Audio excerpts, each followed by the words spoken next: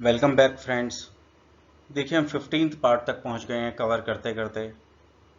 आपके mock test series के लिए NISM सीरीज़ 5A मॉड्यूल के लिए तो डेफिनेटली हम अप्रोक्सीमेटली 30-35 वीडियोस टोटल क्रिएट करेंगे। तो बस आप वीडियोस देखते रहिए और डेफिनेटली अगर आप सारी वीडियोस देख लेंगे तो डेफिनेटली आई एम श्योर आप ये एग्ज़ाम क्लियर कर पाएंगे। बट आप कंसंट्रेशन के साथ देखिएगा। तो दोस्तों शुरू करते हैं आज की वीडियो से। आज का हमारा फर्स्ट क्वेश्चन है, फादर वांट्स टू इन्वेस्ट और wants to start his business. This is, अभी एक फादर अपना बिजनेस स्टार्ट करना चाहता है। What is this? Asset allocation, financial goal, appreciation और फाइनेंशियल प्लानिंग। देखिए उन्होंने डिसाइड कर लिया है, फाइनेंशियल प्लानिंग तो नहीं हो सकता है, एप्रिसिएशन का यहाँ से कोई मतलब नहीं है। एसेट एलोकेशन तब होता है जब वो कहीं पर अपना इन्वेस्टमेंट करें। एग्जैक्टली ये क्या हुआ? फाइनेंशियल गोल हुआ कि एक father wants to start his business. What is this? This is the financial goal for him. In India one can invest in mutual funds only through distributor. ये false statement है क्योंकि India में आप देखते हैं डायरेक्टली दो तरह से इन्वेस्टमेंट्स हो सकता है, रेगुलर एंड डायरेक्ट। रेगुलर जब आप करेंगे तो it's will be through distributor, और जब आप डायरेक्ट करेंगे तो वो आप अपने आप से कर सकते हैं। कॉस्टिंग भी कम होती है। जो डायरेक्ट इन्वेस्टमेंट्स होती है उसमें एक्सपेंस रेशो कॉस्टिंग कम होती है। जो आप डिस्ट्रीब्यूटर के साथ करते हैं, क्योंकि डिस्ट्रीब्यूटर को कमीशन मिलता है तो उनकी कॉस्टिंग हायर भी होती है। तो इसका आंसर हमारे पास हो गया answer B, false. Because in India investor can invest in MF through distributor as well as direct. SIP is called RCA, rupee cost averaging.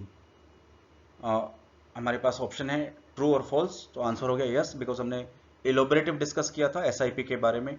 Because systematic investment plan means every regular point of interval, point of time you are investing some amount, may be daily, weekly, monthly और quarterly. जब आप एक regular investment करते हैं एक particular date को और long term के लिए करते हैं तो उसकी आपकी कॉस्टिंग का एवरेज हो जाता है। बिकॉज जब मार्केट्स लोअर होंगे तो आपको यूनिट्स ज़्यादा मिलेंगी, और जब मार्केट हायर पर होगा तो आपको यूनिट्स कम मिलेंगी। तो ultimately over a long period of time आपकी जो कॉस्टिंग है वो एवरेज आउट हो जाता है, इसलिए उसको बोलते हैं रुपी कॉस्ट एवरेजिंग। तो answer is A, true. Liquidity risk arises in close ended funds, open ended funds, gold and debt. तो देखिए हमें पता है हम क्लोज एंडेड फंड्स में को रिडीम नहीं कर सकते, रीपर्चेज नहीं कर सकते। तो इस केस में क्लोज एंडेड फंड्स में लिक्विडिटी कहाँ से होती है? सिर्फ मार्केट पर होती है। जहां स्टॉक एक्सचेंज पे लिक्विडिटी के लिए क्लोज एंडेड फंड्स में आप ट्रेड कर सकते हैं, तो that would always be a concern. Gold में कोई लिक्विडिटी कंसर्न नहीं, आप कभी भी बेच सकते हैं। ओपन एंडेड फंड्स को कभी भी बेच सकते हैं, आप डेट इंस्ट्रूमेंट्स को बेच सकते हैं। बट क्लोज एंडेड फंड को liquidity risk will always be there. तो हमारे पास आंसर आ गया A, because close ended fund को जैसे मैंने बताया आपको, हम आप डायरेक्टली सेल नहीं कर सकते। उसके लिए आपको म्यूचुअल फंड में जहां स्टॉक एक्सचेंज है उसके थ्रू ट्रेड करना पड़ेगा स्टॉक एक्सचेंज में। और जनरली क्लोज एंडेड फंड्स में आपको और ट्रेड तो होते हैं बट जनरली कई बार आपको बायर्स नहीं मिलते हैं, तो लिक्विडिटी रिस्क हमेशा रहेगा उसमें।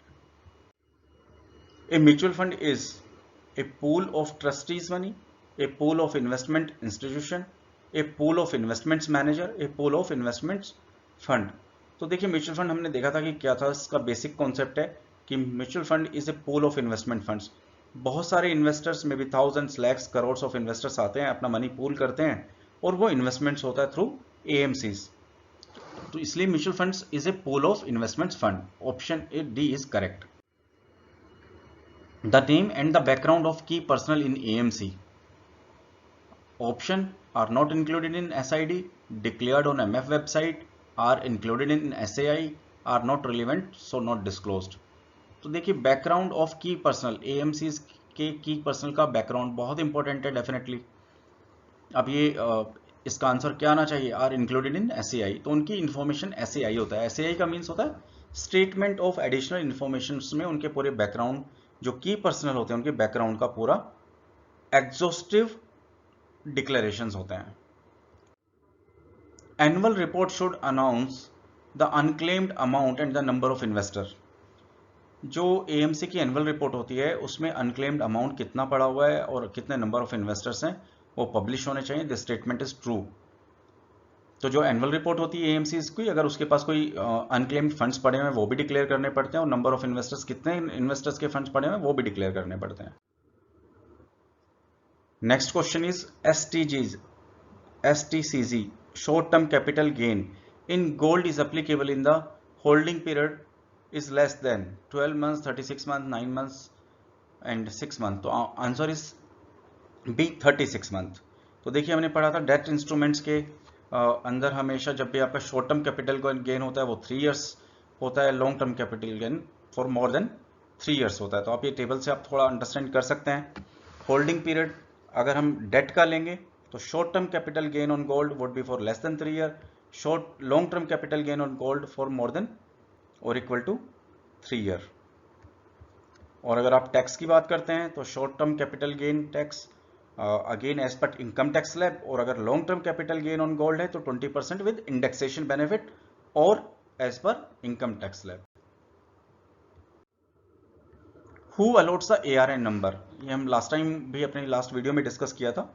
AMFI allots the ARN number. Distributor को अपने कमीशन के लिए एक डेफिनेटली बिजनेस कोड चाहिए, उसको हम ARN नंबर बोलते हैं.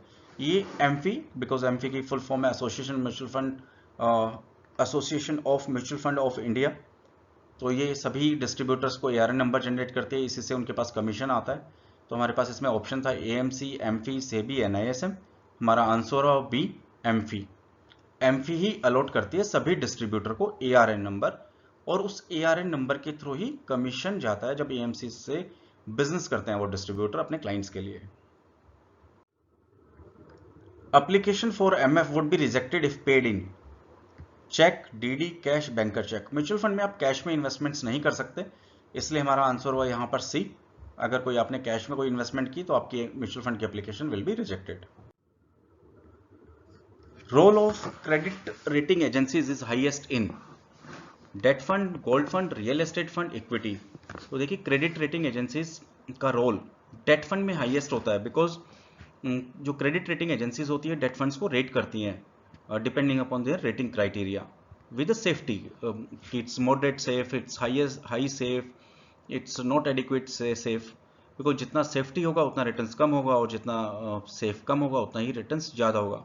तो जब भी क्लाइंट और इन्वेस्टर्स और डिस्ट्रीब्यूटर जब ये चेक करते हैं तो वो उनकी क्रेडिट रेटिंग्स को डेफिनेटली जज करते हैं, और क्रेडिट रेटिंग के बेसिस के ऊपर ही डेट इंस्ट्रूमेंट्स में इन्वेस्टमेंट होती है.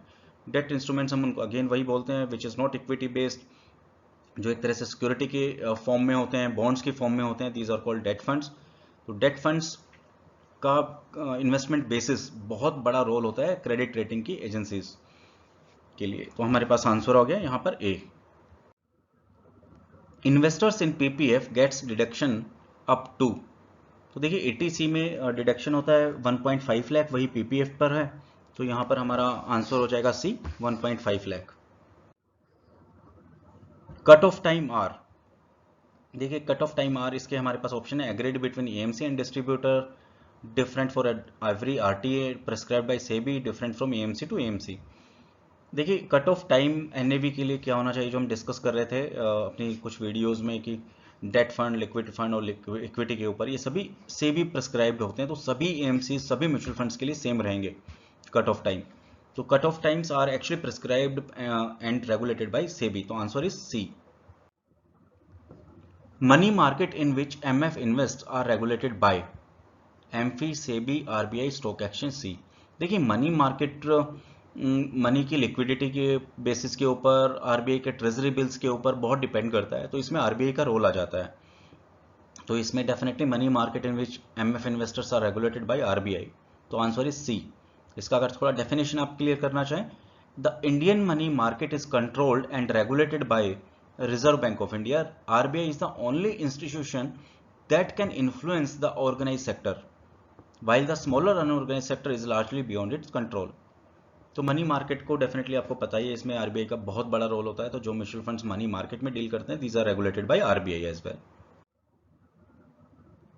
For withholding tax on income earned by NRI depends on nature of income, nature of investment and investor's country of the domicile. अब ये स्टेटमेंट ट्रू है और फॉल्स है? ट्रू डेफिनेटली, बिकॉज अब NRIs को जो टैक्स लगता है विद होल्डिंग टैक्स, वो काफ़ी सारे फैक्टर्स पर डिपेंड करता है, on nature of income, nature of investments and nature of countries of domicile. Means answer is A. Gilt fund is a good alternative to capital appreciation.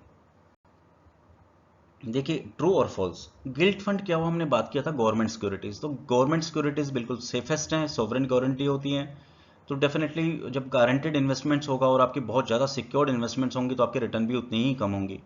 तो is a good alternate to capital appreciation? This is wrong. Government securities fund are for very conservative reasonable returns.